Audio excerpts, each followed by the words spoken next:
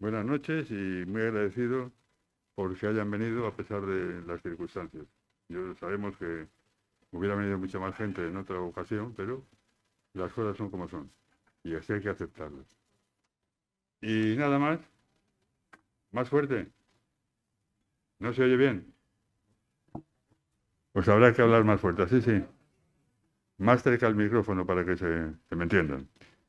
Y nada más, también tengo que agradecer mucho, lo pensaba hacer después, a mi amigo y paisano, porque tanto él como yo somos de Ampuero, aunque no lo parezca. Y porque me va a presentar este libro, que ha leído con detenimiento y ha hecho un análisis crítico fabuloso, ya lo verán ustedes. No porque sea mi amigo, porque sea de Ampuero, algo ha influido, pero no, él realmente emplea sus conocimientos, ha sido catedrático de literatura del bachillerato y escribe habitualmente en el diario Montañés Crítica Literaria. Por lo tanto, es una persona que se puede uno fiar de su criterio. Aunque en este caso sea favorable al amigo, claro, eso no se puede evitar. Pues nada más, Fernán, cuando quieras. Bueno, hoy se funciona. ¿Se me oye? Bueno, buenas tardes. Bienvenidos a la presentación de esta novela que, como saben, se tuvo que posponer hasta hoy y quizás se habría pospuesto un poco más por la pandemia, que nadie esperaba que en estos tiempos volviéramos a esta situación. Sin embargo, sí fue posible su publicación. Por eso pienso que, a pesar de este inconveniente, como suele suceder muchas veces en la vida, no hay mal que por bien no venga, y haya cosechado ya muchos lectores. Quiero dar las gracias a Dionisio por la confianza que ha depositado en mí para que la reseñe. Lo considero un gran honor que asumo con verdadera satisfacción. Ahora deseo y espero no defraudarte con mis estimaciones que voy a exponer con total sinceridad, nacidas del interés y entusiasmo con que me empleé en su lectura. Y gracias también a todos ustedes por su presencia. Me habría gustado que al final se animaran a participar en un coloquio para debatir, comentar o aclarar dudas sobre la novela, pero la situación es la que hay. Dios, Patria y Rey venció el amor es la última obra publicada por Dionisio García Cortázar, una extraordinaria novela que constituye el último eslabón de una obra literaria extensa y ya consolidada. Anteriormente había publicado varios libros de contenido autobiográfico, como A la orilla de mis recuerdos, en 1991, A la otra orilla de mis recuerdos, en 1994, y varias novelas, Carrera sin final, El alférez, Escalera de otras vías, El cura negro y El del Camerón en la tercera fase. Ahora nos sorprende con este nuevo relato de casi 500 páginas, en el que crea y recrea un mundo lejano en el tiempo, pero muy próximo geográficamente a nosotros, porque la acción se desarrolla en el Valle de la Son y en el que Ampuero ocupa un lugar destacado. Una circunstancia no nueva en su producción literaria, pues también la situó aquí en varios de los relatos citados. En mi opinión, supone una magnífica y generosa demostración del cariño que siente por su tierra, un encomiable gesto que debemos reconocer y no olvidar. Por eso yo, como ampuerense, te manifiesto mi agradecimiento personal. Gracias, Dionisio, por haber logrado que Ampuero ocupe un lugar destacado en el mundo literario, que es una hermosa manera de inmortalizarlo. Son muchas e importantes las características que encierra esta novela. No me cabe la menor duda de que necesitaríamos horas para comentarlas y debatirlas, pero el tiempo cuenta, por eso no debo extenderme demasiado. Expondré con precisión aquellas que he considerado más significativas. Una lectura de la novela que enseguida me sedujo y conquistó de tal forma que durante varias semanas hizo olvidarme de algunos compromisos ineludibles para centrarme únicamente en conocer la vida de Juan José Espina y Escorza, la extraordinaria manera de contar los acontecimientos de su inquietante y angustiosa vida, transcurridos en un espacio físico sobradamente conocido, me impidieron dejar la lectura hasta el final y llegar con enorme ansiedad al desenlace. Pero descuiden, no lo voy a contar. No voy a hacer de spoiler, como dicen actualmente los frikis que encontramos en cada esquina. Con esta reflexión personal, únicamente pretendo provocarles, animarles y estimularles para que se apliquen en su lectura, porque estoy seguro de que les deparará una agradable y fascinante experiencia. Posiblemente el rasgo más evidente que se aprecia está en el mismo título. Es una novela histórica. La etiquetación de obras literarias siempre ha sido un tema muy controvertido en la crítica literaria, pero a nadie se le escapa que existe un subgénero dentro de la narración, relato-novela, que se denomina histórico. Y esta, por méritos propios, se encuadra en dicho género. Un género en plena ebullición hoy, caracterizado por narrar hechos referenciados en un contexto histórico real, con protagonistas que han podido ser reales, pero en el que aparecen también hechos y personajes que pueden no serlo, que serían ficticios. Y Dios, Patria y Rey venció al amor pertenece a ese género porque relata un episodio destacadísimo de la Primera Guerra Carlista. Además, posee otra característica singular. Es también una novela realista, porque en ella observamos la narración y descripción objetivas de un acontecimiento de la vida cotidiana de una época determinada y en su contexto real. Ambas características, novela histórica y realista, se reconocen palpablemente por la veracidad de los hechos que narra, por la verosimilitud de los ficticios y porque consigue que los veamos y hasta que los revivamos. Encontramos personajes o personas de carne y hueso en un mundo real, histórico y conflictivo, que sienten, disfrutan y padecen, y eso nos hace reconocerlos como humanos, creados y recreados por la mano del autor como demostración de su categoría literaria. Y eso sucede desde la primera página hasta la última. Es la tónica general, y que como ejemplo me gustaría destacar escenas como el diálogo entre Espina y el general Maroto en el capítulo 63, o las intervenciones de Maroto y Espartero, quienes, a pesar de su rango militar y social y de lo encarnizados y crueles enfrentamientos, los muestra muy humanos, no quieren sufrimiento, procuran evitarlo, en esa tragedia civil. Pero además de las dos características citadas, posee otras. De los hechos, de las vivencias de los personajes, de sus aventuras, de sus inquietudes, de sus comportamientos, de sus anhelos, de sus deseos, de sus frustraciones, emanan valores que a mi juicio confieren sentido y significado al relato. Destaca en primer lugar el amor. El subtítulo ya lo advierte. Apreciamos que por encima de todo en la vida está el amor. El amor que supera todos los obstáculos cuando es sincero, como sucede en esta ocasión, y en mi opinión eso le convierte en el mensaje más claro y evidente. Incluso triunfa sobre otros valores innatos como aquellos que se desprenden del compromiso militar asumidos con todas las consecuencias por el protagonista, quien, inmerso en un conflicto muy personal, en una lucha interior y exterior generada por haber cometido un gravísimo delito, los antepone siempre como norma de vida.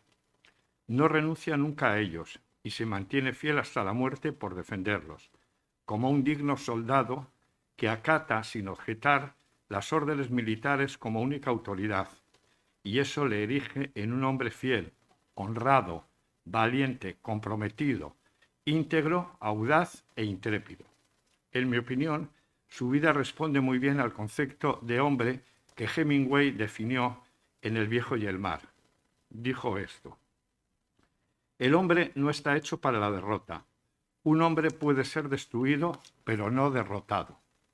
Y él no fue derrotado, porque se mantuvo firme hasta su muerte en la defensa de sus principios. Además, es fácil observar valores quizás menos explícitos, pero muy importantes, como los diferentes tipos de amor: el amor familiar, el amor a la patria, el amor a los amigos, el amor a la tierra natal, la amistad, la concordia, el compromiso, la lealtad, el respeto, la protección a los necesitados, en un contexto en el que las diferencias sociales y la situación política generaron fuertes discrepancias y enormes dificultades para la subsistencia. Y la manifestación de esos valores siempre van revestidos de sentimientos muy humanos, como el arrepentimiento, la pena o la tristeza, la tribulación, el desasosiego, la aflicción, la humildad, la vergüenza, el orgullo de clase, sentimientos religiosos, pero también aparecen la alegría, el consuelo, el entusiasmo, la sorpresa. Lo transmiten por medio de sus comportamientos y actuaciones, porque no son seres ficticios ni sobrenaturales, son auténticos seres humanos que sentimos muy próximos y en muchos casos nos identificamos con ellos hasta sentirnos solidarios. Lograr esto es otra de las grandes virtudes del escritor, que ha conseguido trasladarnos las inquietudes, las ansias, los anhelos de los protagonistas, todo aquello por lo que hay que vivir o morir. En realidad es la demostración de que como seres humanos no están inmunes a los avatares de la vida, y esto acentúa el carácter realista de la novela y genera una mayor motivación para su lectura.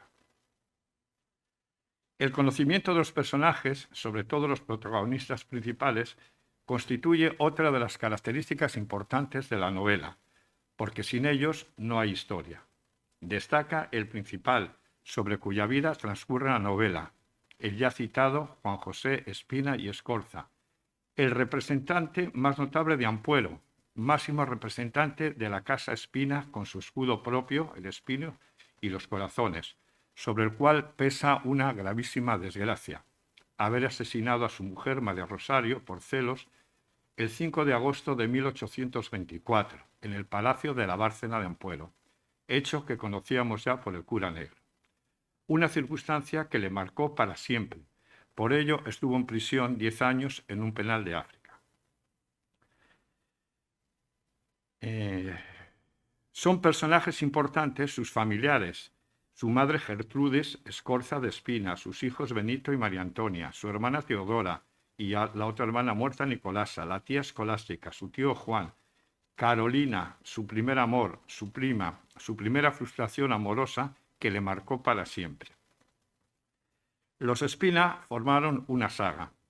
Hay otros personajes secundarios importantes como Cuca, la novia y luego esposa de Benito, y Lucía, la novia de Ramón, los preceptores, y me ha llamado muchísimo la atención que cite personajes de Ampuero como Juan Secunza, Pillano Camino, Tricio Bringas, cuyos apellidos son actualmente muy conocidos. Y también los dos personajes históricos más importantes, Espartero y Maroto, que intervienen en varios capítulos. Como todas las historias, se desarrollan en un contexto temporal, geográfico y social preciso. Respecto del primero, sabemos que corresponde al periodo de la Primera Guerra Carlista, durante el segundo tercio del siglo XIX, una guerra civil en la que no solo se debatía el candidato a reinar España, sino que encerraba un conflicto ideológico, político y social. La lucha de los tradicionalistas, los carlistas, partidarios de Carlos V, contra los liberales, cristinos, partidarios de Isabel II. En la narración del conflicto hay episodios que me han impresionado porque están relatados con mucha pasión y autenticidad, como la rendición de Guardamino, la emboscada de Ampuero o la defensa de la Cueva Lobera. En mi opinión, todo ello está en línea de los episodios nacionales de Galdós. En cuanto al espacio físico, como ya advertí, se centra en el Valle de la Son, en parajes reales y muy conocidos por nosotros. Son muchos, pero con desigual importancia. Sobresalen los núcleos urbanos de Ampuero y algunos barrios, La Bárcena, Marrón, Rocillo, Lorcón, Budaya, Ramales de la Victoria, Gibaja, Guardamino, Ogarrio, Santoña, los barrios del Sorbal, La Ribera, La Cosa y el Cantal y la calle Colino, Laredo, Guriezo, Ojévar, Cereceda, Carranza, con el Molinar y el Buen Suceso, y fuera de Cantabria, Madrid, Medina de Pomar y en América, Uruguay. Además, menciona varios accidentes geográficos muy determinantes en el desarrollo de los enfrentamientos en el río Asón. como son las cuevas de Lobera y Cuyalvera, los picos de San Vicente, el Mazo, la Peña Pando y la Peña del Moro, a los que hay que añadir espacios estratégicos militarmente, como son el Puerto de los Tornos y, como atalaya inquebrantable, el Pico de las Nieves. Ninguno es imaginario o fantástico, todos son reales. Estoy convencido de que muy conocidos por el escritor, por la precisión y autenticidad con que los describe. Este despliegue geográfico tan definido me sugiere que se podría crear la ruta literaria de Juan José Espina, un recorrido por estos lugares para conocer in situ donde acontecieron los hechos y para apreciar la riqueza cultural y medioambiental del Valle de la Son. Eso es una propuesta. En el contexto social se enmarcan las formas de vida de aquella época en varios ámbitos. En el económico sabemos que en Ampuero la economía era mayoritariamente agrícola, con las viñas como actividad más destacada, y que la pesca del salmón y de la trucha en el Asón constituían una ocupación habitual. Por cierto, no existía aún el puente de Marrón. El traslado se hacía mediante una barca. Por la implicación en el conflicto militar, conocemos la importancia de la industria de los cañones en Guriezo.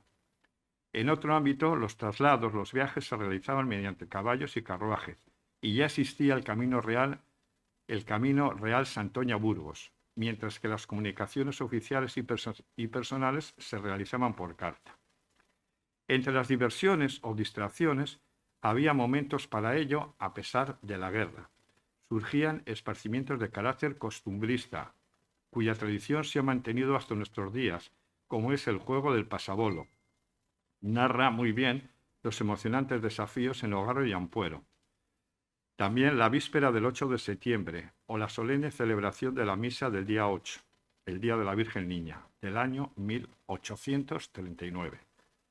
Las relaciones en el ámbito militar se desarrollan en un escenario muy jerarquizado y encorsetado y están perfectamente reflejados tanto en el lenguaje como en la disciplina y en las formas de vida durante el conflicto bélico. Pero la peculiaridad más importante en este ámbito, por lo menos para mí, la más significativa se advierte en las relaciones entre la gente, en la aceptación de clases sociales diferentes, autónomas, con privilegios y derechos no compartidos. Los Espina pertenecían a una élite superior, poseían casonas y tierras que trabajaban los renteros, quienes lo acataban sumisos como una herencia del pasado. Se observa constantemente y se redobla en ocasiones muy puntuales, como el conflicto de los noviazgos y las bodas. Por ejemplo, el hecho de la dote de la novia. En la permanencia de ciertas prácticas, el hecho, por ejemplo, de que el señor deja preñada a la criada. Y sobre todo en el papel de la mujer de esa sociedad.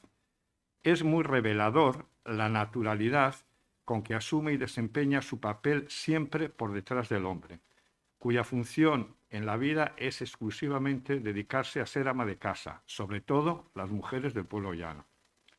Cuca es el ejemplo más evidente de esta situación. De la relación entre todos los ámbitos del contexto se deduce la ingente labor de investigación del escritor, pero además volvemos a apreciar su calidad literaria por la fidelidad, realismo y coherencia con que lo ha hecho. Es otro valor más a sumar. Como el pintor que elige la técnica y los materiales para plasmar su mundo en el lienzo, los escritores también eligen los modelos o maneras para cantar o narrar historias. Y eso lo percibimos claramente en esta novela, porque en su lectura es fácil detectar la técnica narrativa y el estilo que certifican su calidad literaria. Constatamos un narrador mayormente objetivo, apenas interviene salvo en algunas pequeñas reflexiones. Por ejemplo, Juan José Espina reflexiona sobre su comportamiento en la vida y sobre el sentido que la quiere dar.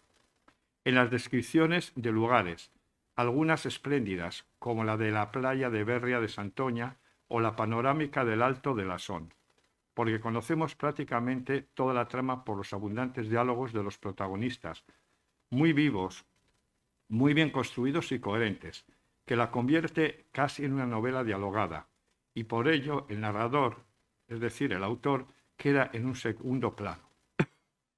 Por otro lado, El estilo se caracteriza por el predominio de frases cortas que aligeran el ritmo de la acción, por utilizar registros variados, entre los que predomina un lenguaje coloquial sin caer nunca en vulgarismos, mientras que en las comunicaciones epistolares del protagonista y su madre se percibe un trato familiar, directo y sobre todo muy emotivo. En el militar, un léxico específico, pero asequible y acreditado en las relaciones de los tratamientos. Además, destaca una incursión en el español de América muy efectivo, y son muy pertinentes las referencias que hace al Quijote. En ambos casos, la técnica narrativa y el estilo son coherentes con el universo que narra por la adecuación del lenguaje y sobre todo porque consigue acentuar el realismo, hacerlo más vivo y más cercano al lector, al tiempo que intensifica la acción. Es una novela de mucha acción, peculiaridad que me recuerda al Zacarín el aventurero de Baroja y a otras novelas barojianas. Por último, la composición de su estructura exterior se compone de 58 capítulos y un epílogo que ocupan casi 500 páginas. Son capítulos generalmente cortos, muy breves a veces, que en ciertos momentos no siguen un desarrollo lógico-temporal porque se vale del flashback. Así agiliza aún más la acción y despierta el interés del lector, como he comprobado por mí mismo, y consigue así que la lectura sea amena, viva, ágil y sobre todo ello confirma la calidad literaria de la novela. En fin, no quiero cansar con más análisis al auditorio. Solo me queda reiterar que Dios, Patria y Rey venció el amor es una excelente novela con una gran cantidad literaria por las razones expuestas y que a mí, como sucederá a muchos de los presentes aquí, me ha emocionado, me ha hecho recorrer una geografía que pateé durante mi infancia y adolescencia, ya bastante lejanas, pero que no he olvidado. Además, el personaje y su historia me han conmovido porque la estirpe de los Espina, permanentemente ligada al Palacio de la Bárcena desde hace siglos, ha sido para nosotros un referente identitario, un vínculo inquebrantable con nuestro pasado.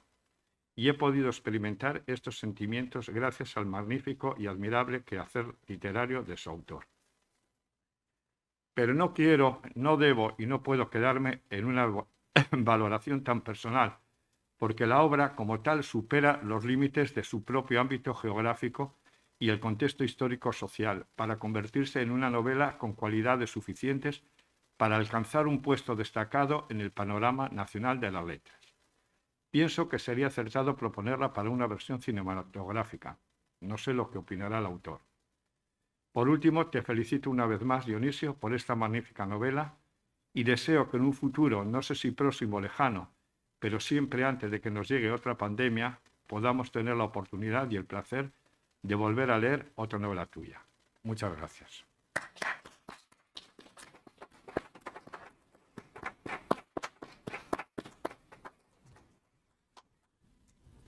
Bien, pues de nuevo te doy las gracias, Fernán, que está jubilado como yo. Yo la primera vez que me presentó otra novela, pues me notaba un poco extraño por el hecho de que él también estuviera jubilado, porque yo a Fernán le recuerdo siempre como un niño, cuando yo era ya medio mozo. Yo era amigo de su hermano mayor, pero a él le veía por allí paseando y yendo a la escuela y viniendo a la escuela, pues como un niño. De repente me encuentro con que es compañero mío en la jubilación. Eso para mí fue una sorpresa. Bien, voy a ser breve porque las circunstancias lo exigen y además porque me he olvidado en casa lo que pensaba hablar. No es que lo fuera a leer al pie de la letra, pero sí tenía ahí un esquema hecho y lo he olvidado. Llego a Santander y me acuerdo de ello. Pero bueno, tengo conocimiento suficiente de mi novela como para poder hablar algo. Tenía previsto hablar primero de cómo se generó la novela, cómo surgió. Y para ello recurro un poquitín a mi penúltima novela, que fue El cura negro, porque tiene el mismo protagonista, don Juan José Espina y Escorza. En la anterior novela, en El cura negro, finaliza la novela cuando la justicia manda a Espina a un penal de África, al penal del Peñón del Bé de La Gomera, que precisamente estos días está en la actualidad. Yo he leído ahí en no sé qué periódico que estaban sacando los restos mortales de los españoles que allí estaban enterrados tanto en el Peñón de Vélez de la Gomera como en las Islas Chafarinas, están cercanas a África, tan cercanas que están, el Peñón de Vélez de la Gomera tiene un tómbolo que le une a la costa africana. No sé si en este momento ese tómbolo está elevado o no, porque ahí hay movimientos, hay terremotos que unas veces han elevado el tómbolo, otras veces lo han hundido. Pero bueno, había una comunicación entre los bereberes de la zona africana y la guarnición del penal. Tan es así que hubo momentos, y coincide en el tiempo, esos momentos, en el tiempo que estuvo nuestro protagonista en ese penal militar. Era un penal militar y estuvo 10 años, desde el año 24 al año 34 de 1800, y durante ese periodo y en anteriores periodos hubo momentos en que los bereberes atacaron el Peñón. Atacaban, pues generalmente cuando venía el buque de Málaga con los suministros, que de vez en cuando venía, pues creo que era al mes, una vez al mes o algo así. Y tenían conflictos de estos, y en esos momentos defendían el Peñón los propios presos, los prisioneros. La guarnición, que era pequeña, era corta, les daba armas, y como todos los que estaban ahí metidos era gente aguerrida, que casi todos ellos habían participado en la guerra contra los franceses, pues era gente que de cosas militares sabían mucho y no tenían nada que hacer los bereberes con ellos. Defendían lo suyo, cuando acababa ya el conflicto, aquella pequeña batalla, recogían las armas y volvían a la actividad normal. Ese es el tiempo que él estuvo allí en el penal. Estuvo 10 años, que son pocos, porque había matado a su mujer. Son pocos porque realmente en principio le condenaron a muerte. Hubo en Laredo, el juicio fue en Laredo, y el tribunal militar, fue un juicio militar, entonces le condenaron a muerte porque no encontraron argumentos suficientes para justificar que hubiera matado a su mujer, porque se demostró claramente que los celos eran injustificados. Y entonces la condena, pues recurrió la principal acusación, que era la acusación particular, había la acusación del fiscal y la acusación particular la llevaba su cuñado, el hermano de la mujer, que era también teniente coronel como él, y había sido su superior en el regimiento de milicias de Laredo. Él, de alguna manera, heredó el cargo de su cuñado, y a través de él había conocido a la que fue su mujer. Y entonces le condenaron a muerte, pero luego pues, él retiró, se conoce que pensando en sus sobrinos, que iban a quedar totalmente desamparados, pues retiró los cargos y ya el fiscal fue más benévolo y le condenaron a 10 años en el penal. Bien, la novela empieza cuando él regresa del penal. Estamos en el año 1874, vuelve, pasa por Madrid, porque en Madrid tenía que visitar a un tío suyo que había estado en América, también militar como él, era el segundón de la familia, el mayor, que era su padre, heredó el mayorazgo, y entonces el segundón tuvo que irse a la vida militar. Otros iban a la vida eclesiástica. Este fue el primer espina que desarrolla su vida militar en la Marina. Fue al Ferrol, allí estuvo de guardia marina, y ya salió de oficial y participó en distintos hechos bélicos, por ejemplo en Orán, en la defensa de Orán, coincidió en aquel momento la defensa de Orán atacada por el bey de aquella zona, que era una zona en estos momentos dominada por los turcos, por el Imperio Otomano, pero los españoles tenían allí un enclave desde tiempo atrás. Defendieron ese enclave, pero hubo unas negociaciones en Madrid con el gobierno de Carlos IV y de hecho se retiraron, recogieron todo lo que tenían allí y abandonó Orán, que fue la última posesión importante que tenía en África, aparte de Ceuta y Melilla, lo abandonó el ejército español y trasladaron a toda la población a Melilla. Bueno, así fue. Luego este señor marcha a América porque es un episodio secundario, pero también tiene importancia en la novela. Este señor marcha a América y ahí le transfieren al ejército de tierra. Había estado, además todos son cosas muy interesantes, porque estuvo de guarnición en las Islas Malvinas durante 3 años. Para que no digan que las Islas Malvinas no son argentinas, si Argentina pues se quedó con el territorio continental, pues aquellas islas eran tan españolas como el territorio continental. Ahí estuvieron 3 años. Tenían una pequeña base desde la que controlaban la zona, pero era importante el tener una base en las Malvinas porque era una zona de aprovisionamiento para los buques españoles que pasaban el Cabo de Buena Esperanza y iban al Perú y a Chile y a la zona norte de Sudamérica. Bueno, le transfieren, llega la insurrección en Argentina y en Uruguay, le transfieren al ejército de tierra como capitán de caballería. Participa en diversas batallas, como en la toma de nuevo de Buenos Aires, que la habían conquistado los ingleses, y después, que es curiosísimo y es algo extraordinario, por eso tengo yo el diario de este señor, del cual hago un esquema muy sencillo, narro solamente algunas cosas. Este señor, una expedición militar la lleva desde Buenos Aires hasta Bolivia, atravesando pues un sinfín de territorios en carros porque el- el capitán general del Perú pues le había pedido ayuda a los uruguayos y a los argentinos. Y entonces marcha alguna expedición de 200 y pico soldados, casi todos de artillería, llevando ahí material artillero pues para defender aquellas tierras. Y van narrando día a día lo que va sucediendo, las zonas todos en caminos, ríos que pasan, desiertos, bueno, fenómenos atmosféricos de todo tipo. Esto es al margen, pero aparece en la novela. Ese es el tío que él va a ver en Madrid, porque ha llegado a América, allí había llegado a teniente coronel, cuando vuelve a la península, después de haber estado prisionero, primero de los insurrectos y después de los portugueses, porque los portugueses se apoderan de Uruguay, y en ese momento le llevan después a Pernambuco y al final le repatrian con otros oficiales españoles, llega a España y no le quieren reconocer el grado de teniente coronel. Entonces le quieren jubilar. Le quieren jubilar porque le ven muy desgastado.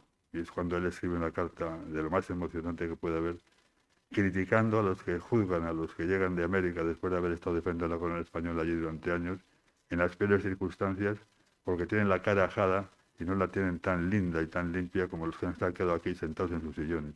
Algo así viene a decir, yo no sé exactamente, en la novela figura. Es emocionantísimo en la queja de este hombre cuando viene allí y no le reconoce el grado de teniente coronel que había alcanzado en América. Y hasta los últimos años de su vida, cuando le faltan 2 años para morir, es cuando se lo reconocen. Con una familia que se había casado con una uruguaya rica, tenía 10 hijos claro, lo perdió todo. Cuando entraron en Uruguay, entraron los insurrectos, pues perdió todo. Bueno, vuelve a la península.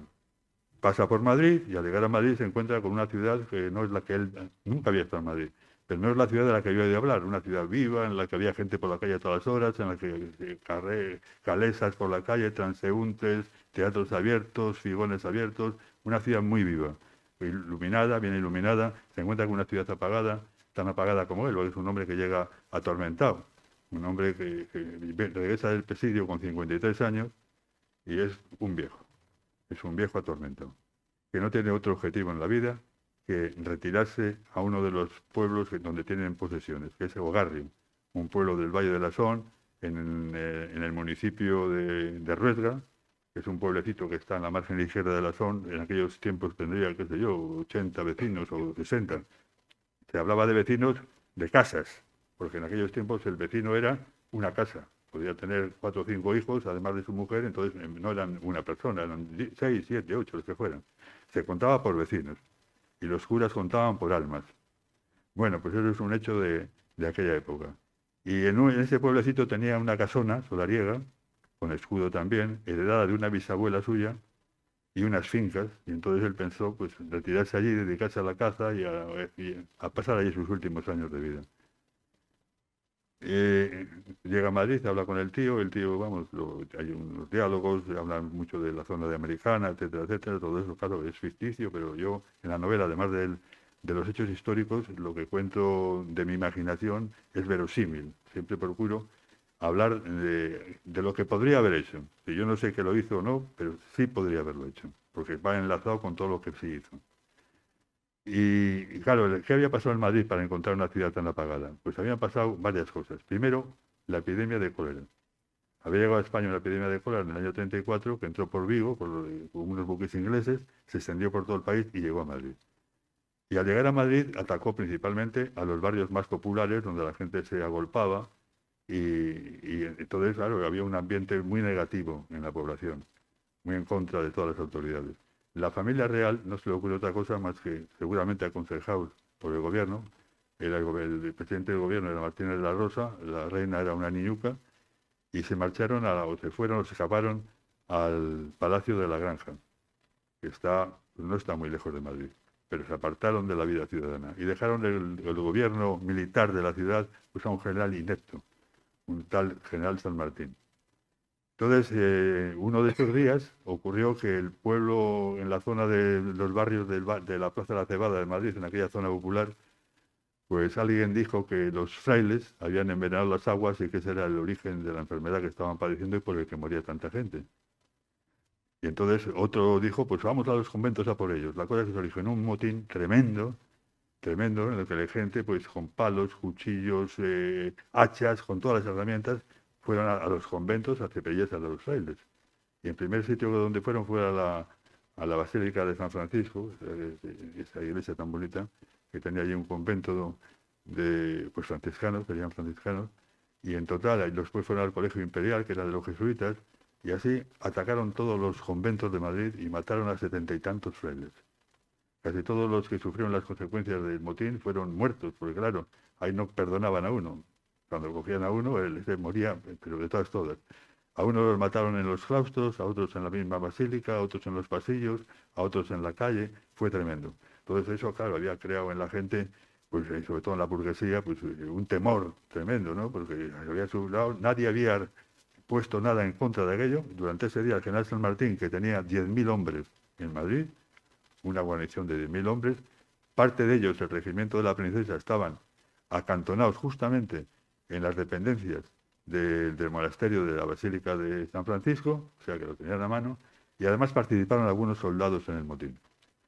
Esto pues creó ese ambiente, eso ocurrió en julio, y cuando llegó este hombre a Madrid era el otoño de ese año, sería finales de octubre o noviembre, o principios de noviembre. Y luego además de eso, en Madrid sonaban tambores de guerra porque Carlos V se había presentado. Carlos V era el Carlos, hermano de Fernando VII, el siguiente en la línea sucesoria, y al ver que Fernando VII, al final de su vida, en un nuevo matrimonio, consiguió tener 2 hijas, pues con eso y de encima echó abajo la ley sálica que prohibía gobernar a las mujeres, con eso las expectativas suyas de suceder a su hermano se acabaron. Y entonces, como lo ha dicho muy bien Fernando, pues apoyado por los apostólicos, por los grupos más tradicionales, pues se sublevó, llegó en el fondo, pero hizo una proclama, se proclamó el rey Carlos V, siguiendo la línea sucesoria de los Borbones, y, y Carlos V, claro, era Carlos V realmente, porque el Carlos V que todos conocemos como tal era Carlos I, que era V como emperador de Alemania, pero no como rey de España. La cosa es que en Madrid se temía, claro, se habían sublevado las tropas en el norte, había allí pues una persona, un hermano del rey anterior que quería ser rey, tenía cierto en Cataluña, en el País Vasco, en Navarra y en la zona norte de Castilla, tenía muchos seguidores y entonces había temor, había temor. Y sumado eso a lo del motín y sumado eso a la escapada de la familia real, pues el ambiente de Madrid era un ambiente totalmente de tristeza y de conmoción. Bueno, pues este hombre no se queda en Madrid más que unos días con su familia, con la familia de su tío, hermano de su padre, y ya regresa. Él tenía mucho miedo al regresar a Ampuero, mucho miedo. Primero se iba a encontrar con sus 2 hijos. Los había dejado cuando uno tenía 1 año, el niño, y la niña 3. Los iba a encontrar ya con la niña hecha una adolescente, una moza, y el niño pues ya un chico mayor. Y claro, el encontrarse con ellos, ¿qué les iba a decir? Porque no sabía qué responder a la pregunta de que le podían hacer de que por qué mató a su madre. Ese era un temor que tenía. Y otro temor era enfrentarse al pueblo, porque los Espinas habían sido desde hacía más de 300 años, desde que abandonaron la zona donde ellos estaban en principio, que era Limpias, en un barrio de Limpias que se llama Barrio de Espina, que era de donde procedían. Llegaron a un pueblo y tenían ahí su casa-torre, su casona con escudo bien blasonada, su capilla, una pequeña ermita de San Sebastián, me parece que se llamaba, y una portalada extraordinaria. La portalada de los Espinas en el Palacio de la Barcelona de Ampuero es que merece la pena ir a verse. Tiene ahí 2 hombrones con sus mazos que están defendiendo la entrada de aquella posesión y que imponen. Y nosotros de niños, ya lo dice Fernando, y yo también, desde aquello nosotros nos admiraba. Claro, era algo que veíamos todos los días. Allí terminaban las correrías que hacíamos contra los de la Bárcena, los de que éramos más del centro del pueblo, a castañazo limpio. Castañas de los castaños de Indias que había allí a lo de la escuela. Eran castañas muy redondas y más que producían era un chinchón. Bueno, pues llega a su pueblo, claro, llega a su pueblo y no quiere quedarse allí. Llega de noche y de madrugada se va. Y hay un encuentro muy emotivo con su familia, claro, cómo no lo va a ver. Pero luego él tenía también el temor de enfrentarse al pueblo. Él que había sido todo, porque los Espinas eran los máximos en Ampuero. Eran los que tenían la mejor casona, la casa más grande, el palacio, era un palacio. Eran los que tenían más propiedades. Eran los que tenían un origen más noble y más antiguo. En los archivos de la familia tenían representantes suyos que habían estado en la toma de Granada, en la batalla de Lepanto, en la guerra de Flandes. O sea, el historial militar de su familia era tremendo. Y al mismo tiempo también tenían importantes representantes en el clero. Tenían en la iglesia una capilla. La iglesia de Ampuero, que es una iglesia hermosísima, tiene dos capillas laterales, una en el lado del Evangelio y otra en el lado de la Epístola. Una de las capillas era propia, era de los Espinas. Y ha sido propia hasta hace 100 años. Y allí pues tenían sus enterramientos. Allí se enterraban sus familiares y allí oían ellos la misa, distinguiéndose del resto del pueblo. Había dos capillas, la de hierro, los hierro y los dos de espinas. Y además los espinas habían heredado, yo esto me lo imagino, porque estoy leyendo un poco la historia de toda esta época, es algo, y leyendo la historia medieval, yo imagino que estos de alguna manera representaban al caballero medieval que está por encima de los siervos, pero que al mismo tiempo se considera responsable de ellos. El caballero medieval, el caballero este que iba a deshacer entuertos, el que de alguna manera Don Quijote quiere ser un representante, a proteger viudas, a proteger inválidos, a proteger huérfanos, pues ellos hacían esa labor. No sé si seguramente había un mensaje que había pasado de padres a hijos de que tenían que ser como una seguridad social de la época, porque aquella casa se llenaba de pedigüeños permanentemente. Como tenía muchos aparceros y muchos renteros, pues llegaban allí unos, pues que se había muerto la vaca, otros llegaban que la mala cosecha, otros que tenían que comprar medicinas para un hijo, y todo esto lo atendían, tenían fama de atender a todo el mundo. O sea, era una casa noble en los dos sentidos. ¿Y cómo se va a enfrentar él después al pueblo después? Porque eran orgullosos, los espinas eran gente orgullosa, que miraban a todos por encima de hombros, la realidad. ¿Cómo se iba a enfrentar a los vecinos de su pueblo? Un presidiario. Porque después de haber sido todo, y de haber sido el teniente coronel, jefe del regimiento de milicias de Laredo, que era la mayor autoridad militar de Cantabria, era un presidiario. ¿Cómo me enfrento yo a ello? No era capaz. Y además tenía 53 años. Y el hecho de que llega a casa y se marcha a Ogarrio, donde ya su madre se había preocupado de que la casa aquella estuviera habilitada, y allí se queda. Y entonces interviene la afición. Ahí se queda hasta que muere. ¿Qué puedo yo contar de este hombre en Ogarrio? Puedo contar que caza mucho, describir alguna escena de caza. Puedo contar que tiene algún problema de lindes con alguno de los vecinos que se ha apropiado de un terreno que era suyo. Puedo contar que tiene un lío con una viuda, algo así, ¿no? Cosas de estas, pero digo, esto no puede ser, no tengo aquí material yo para una novela. Tengo que mover a este hombre. ¿Y cómo le muevo? Pues muy fácil. Digo, si este estuvo 6 años luchando contra los franceses y llegó a capitán, porque empezó de subteniente, y después llegó a teniente coronel, pues le metió unos años más en la guerra y feliz. ¿Por qué va a decir que no? Si además es su oficio es guerrear. Pues nada, le enrolo en la guerra carlista. ¿Y en qué bando le pongo? Pues no había duda, en el bando de los carlistas, porque él era el representante de esa corriente tradicional española que había en aquella época, de que la soberanía procede de Dios y que el rey tiene que rendir cuentas ante Dios. El rey es soberano porque procede de soberanía de Dios, y él en su pueblo es soberano también. Y él tiene un mayorazgo, y el gobierno liberal quiere quitar los mayorazgos. Entonces él piensa, bueno, cuando desaparezcan los mayorazgos se diluye el poder de los espinas. El mayorazgo ya sabéis lo que era pues, que todas las propiedades no se podían vender. Se podían acumular, pero no vender. De tal manera que solo le daba uno, el mayor, pero le daba relativamente, porque él no podía vender nada de aquello. Tenía que transmitirlo entero a sus hijos, a su hijo mayor. Las hijas no contaban. Y entonces, pues eso del hecho de que el gobierno liberal quisiera desamortizar los mayorazgos al mismo tiempo que los bienes de la iglesia, él había sido educado por un cura ultramontano de aquella época, pues ya os podéis imaginar, era auténticamente tradicionalista.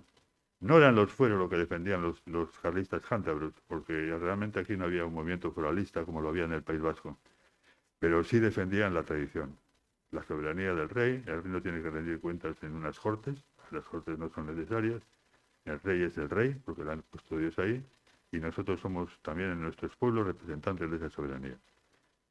Bueno, pues le meto en la guerra carlista, le enrolo en el ejército carlista, y entra allí pues como un legionario.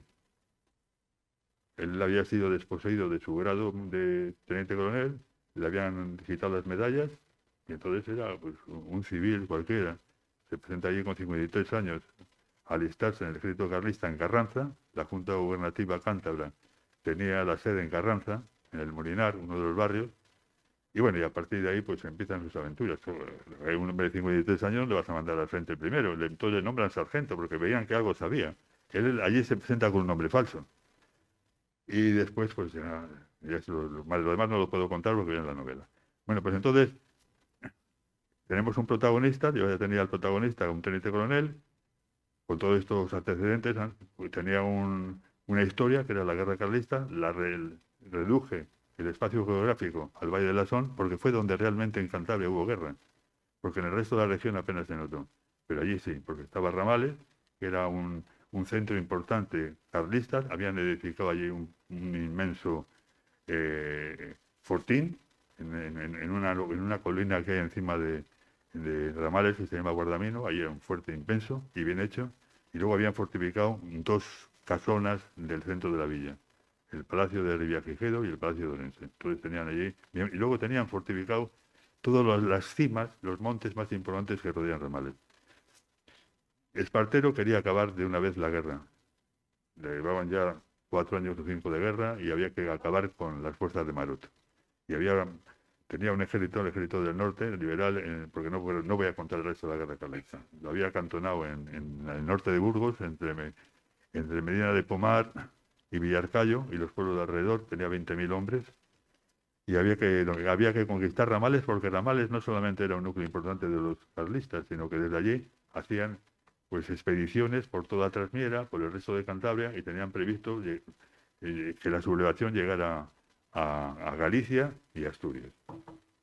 Y yo tengo el compromiso de acabar antes de las 8:30, hay que acabar como sea, porque la gente, sé yo, que han hecho muchos de ustedes un sacrificio importante para venir, yo se lo agradezco, y procuraré acabar antes de las 8:30.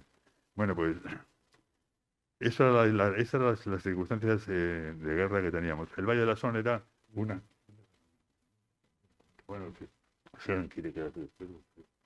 Entonces el Valle de la Son era una zona que unas veces estaba ocupada por los carlistas y otras veces estaba ocupada por los liberales. Y la población sufría las consecuencias de este doble acoso, porque llegaban los carlistas y exigían raciones.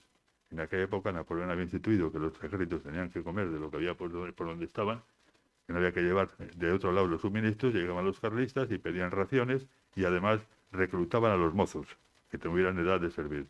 Llegaban los liberales y hacían lo mismo. Entonces, y eso la gente ya lo había sufrido en las guerras de independencia, la guerra de independencia de 20 años antes, porque habían estado los guerrilleros de Campillo en Soba y los franceses en Santoña de Laredo. Y entonces hacían entradas en el Valle de la Son los franceses y hacían lo mismo, a coger raciones. Y venían los guerrilleros de Soba y de Ramales y lo mismo, pedían raciones. Entonces, la verdad es que empobrecieron aquella zona de una manera tremenda entre la guerra de independencia y la guerra carlista. Una vez que esa zona, pues hay una serie de episodios militares, pero el principal es la batalla de Ramales. En la batalla de Ramales se decidía el fin de la guerra carlista. Al final ganaron los liberales, después de una cruenta batalla que hubo allí en Ramales, y ya Maroto lo había reservado, lo mejor de sus fuerzas los había reservado. Hay una zona de Carranza que se llama, donde está la Virgen del Suceso, que a lo mejor han oído hablar ustedes de ellos, que es una virgen muy venerada en las encantaciones, porque Carranza era un punto importantísimo en el desarrollo de la batalla de Ramales. Lo mismo que era Guriezo, porque los cañones que tenían los carlistas se hacían en Guriezo. Pero, ¿qué ocurrió?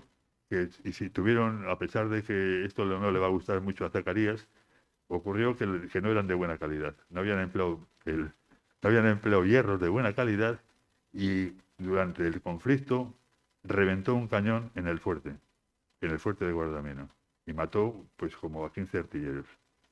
Era más peligroso el efecto que el cañón hacía en los propios que lo que podía hacer en los ajenos. Entonces, claro, con buen criterio, el coronel el jefe del fuerte ordenó que no se disparan los cañones porque no se fiaban de ellos. Y los mismos soldados estaban a punto de desertar.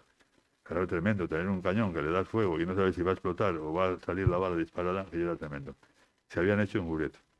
Bueno, en las ferrerías que había en Guriezo, que debía de haber muchas. La cosa es que sigue la guerra y tal. Y al final, pues, acaba la guerra y nada más. Yo no puedo contar más. ¿Qué, qué me supuso a mí escribir esta historia? Pues además de documentarme, porque hay que documentarse sobre todo de la guerra carlista en Cantabria, yo había leído los episodios nacionales y no iba a escribir otra cosa igual que la que hizo Galdós porque mejor no se puede hacer. Y entonces me limité al Valle de la Son. Ni siquiera cogí toda Cantabria, el Valle de la Son, Carranza, algo de las Encartaciones, Trasmiera, y luego pues desde Santoña hasta Redondo y Ramales, pues hay muchos sitios también para escribir. Y lo que sí hice fue recorrerme todos los lugares donde había habido algún episodio de guerra, recorrerlos y verlos. Entonces, el que más me hizo efecto a mí cuando leí, porque venía tanto en los episodios nacionales, habla de la Cueva Lobera, y también un libro que ha escrito un historiador cántabro, que además es el editor de este libro, que se llama Ramón Villegas, pues en la Cueva Lobera hubo un episodio de defensa numantina impresionante. Es una pequeña cueva que hay en el entorno entre La Nestosa y Ramales. La Nestosa también es una zona que aparece en la novela. Hay un valle cerrado entre dos montañas, abajo está el río Calera, y por ahí pasa la carretera. Ahí está justo el límite entre Cantabria y Vizcaya.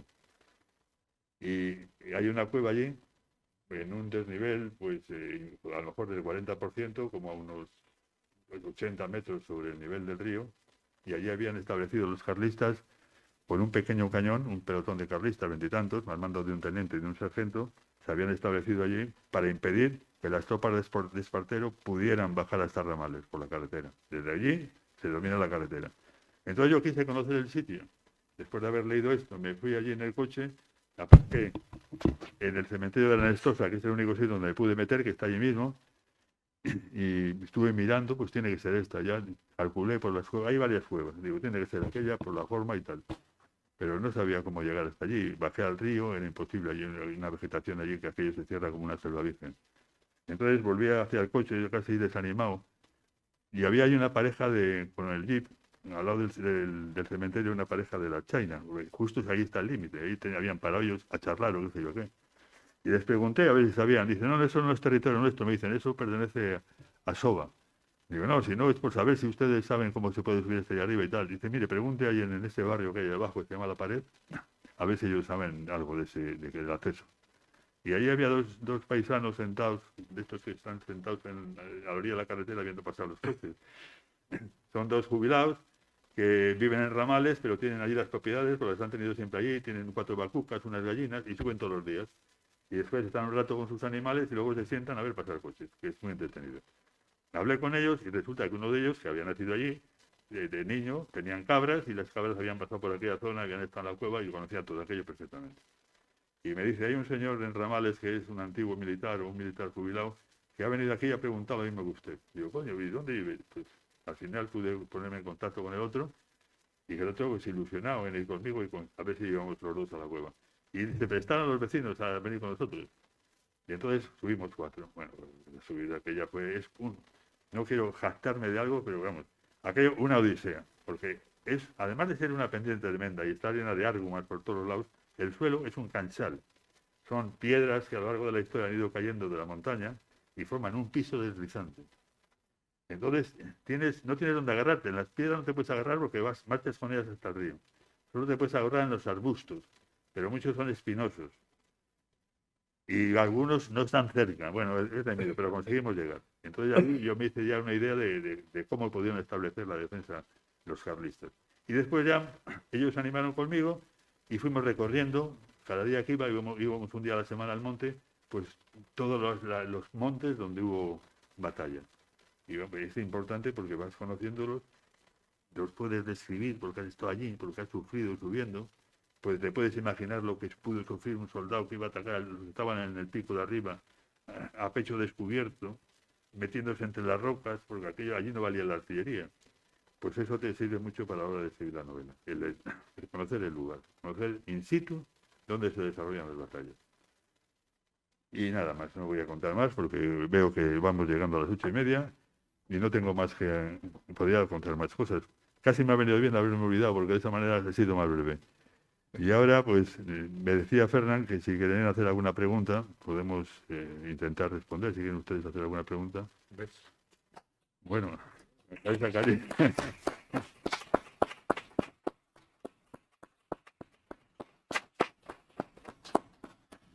Yo quería preguntar cuál es la historia del puente de Guardamino, que ha destruido algunas cosas, cuál los ha destruido, se dice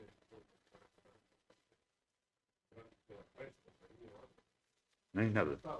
No hay nada. Yo sí he estado varias veces. Ahora es un prado precioso. Sí, tiene una hierba, porque se conoce que era un terreno muy bueno. Yo la primera vez que fui, con la hierba hasta esta altura. Después hemos ido con el prado segado y lo hemos visto mejor. No hay ni una piedra.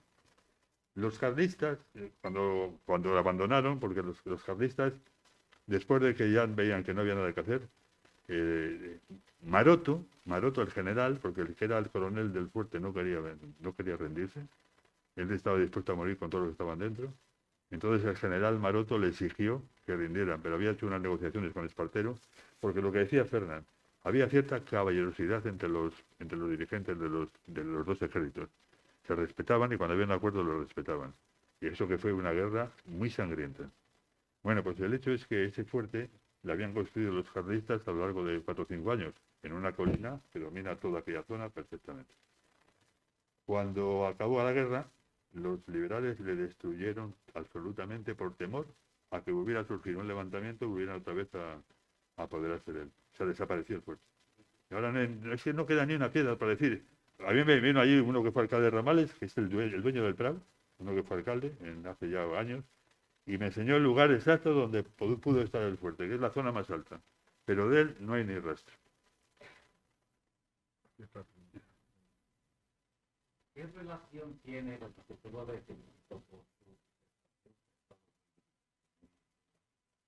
¿Qué relación tiene la verbena de Mantón de Ramales con la batalla de Pues, a mí quería decir una cosa que hay siempre traducción a los cañones de proyecto. Esto en esa fundición que creo que se llamaba la ¿perdón? No, no sé si este fue el origen de altos hornos de descanso. Hay una historia muy bonita ahí de la frontera de Vasca y pero bueno, lo del Mantón de Ramales, ¿qué relación tiene con yo creo que ninguna, ¿eh? Yo creo que ninguna. Lo que pasa es que ahí hay una tradición que dice que ahí habían quedado unos baúles con restos de mantones que habían abandonado los carlistas cuando se retiraron y que con eso se aprovechó la población bueno, los aprovecharon como prendas de vestir y después pues es muy bonita la leyenda, pero creo que no es real.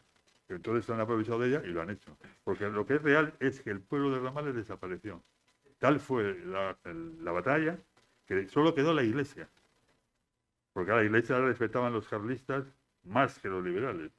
Claro, entonces eso la iglesia quedó. Pero no quedó más. El pueblo de Ramales fue barrido completamente con los cañones de Espartero.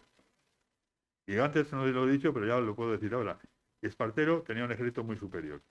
Tenía 20.000 hombres. Maroto tenía unos 10.000. Pero Maroto estaba ya negociando la rendición. Traicionaba a su rey y estaba negociando la rendición.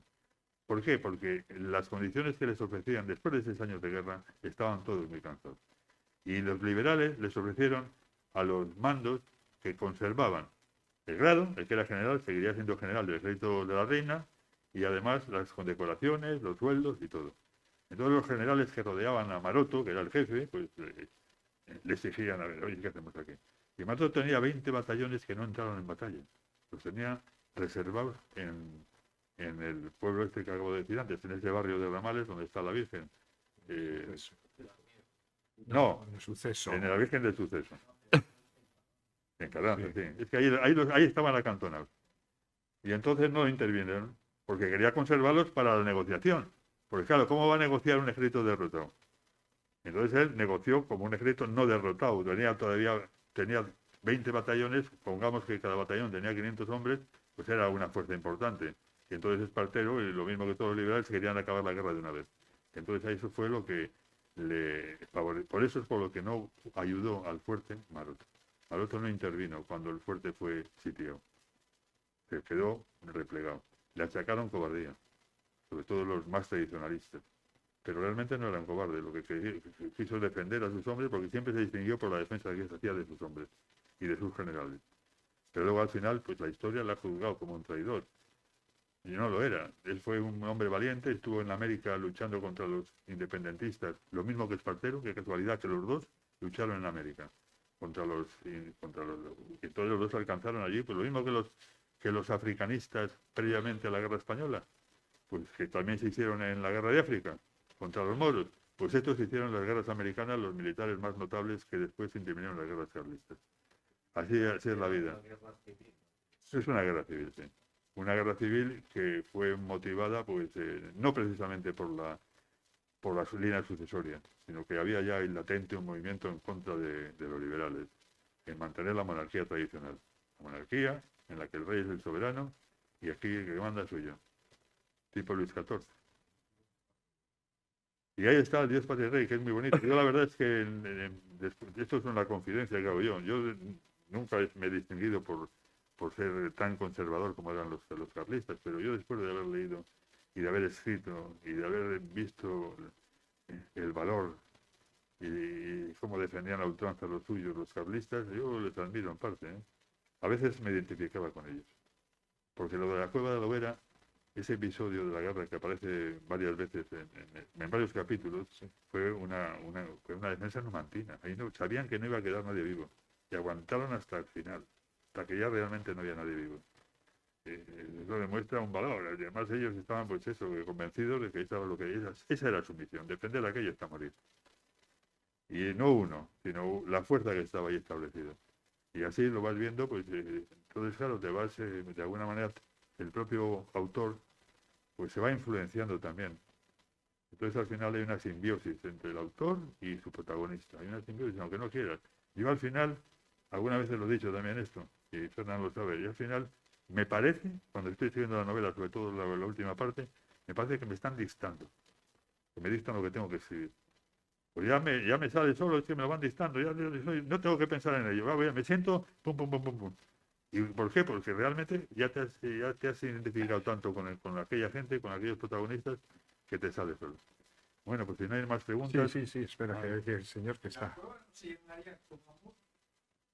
No, esta cueva no tiene continuidad, es una cueva que tiene una gran boca, tiene un fondo como puede tener esta habitación. Sí, pero no es de las cuevas importantes en Cuyalvera.